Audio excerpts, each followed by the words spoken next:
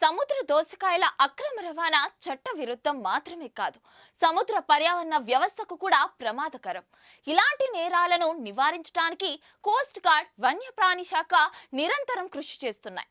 అయితే ఈ అక్రమ వ్యాపారాన్ని పూర్తిగా ఆపడానికి మత్స్యకారులు ఈ వ్యాపారానికి దూరంగా ఉండేలా కఠినమైన చట్టాలు, అవగాహన అవసరం. తమిళనాడులోని రామేశ్వరం తీరంలో జరిగిన ఒక ప్రధాన ఆపరేషన్ లో భారత తీర రక్షక దళం సుమారు 80 లక్షల రూపాయల విలువైన సముద్ర దోసకాయలను స్వాధీనం చేసుకుంది.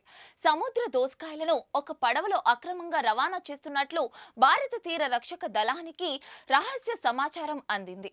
ఈ సమాచారం మేరకు కోస్ట్ గార్డ్ రామేశ్వరం సమీపంలో అనుమానాస్పద పడవను అడ్డగించి దానిని పరిశీలించినప్పుడు దానిలో పెద్ద మొత్తంలో సముద్ర దోసకాయలు కనిపించాయి.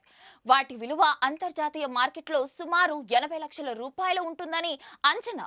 దీని వెనుక ఏ స్మగ్లింగ్ నెట్వర్క్లు ఉన్నాయో ఆరా తీస్తున్నారు. ఇక సముద్ర దోసకాయ అరుదైన జలచారాలలో ఒకటి. అంతర్జాతీయ మార్కెట్లో దీనికి చాలా డిమాండ్ ఉంది. చైనా, హాంకాంగ్, మలేషియా, సింగపూర్ లాంటి దేశాలలో ఇది చాలా అమూల్యమైనదిగా పరిగణిస్తారు.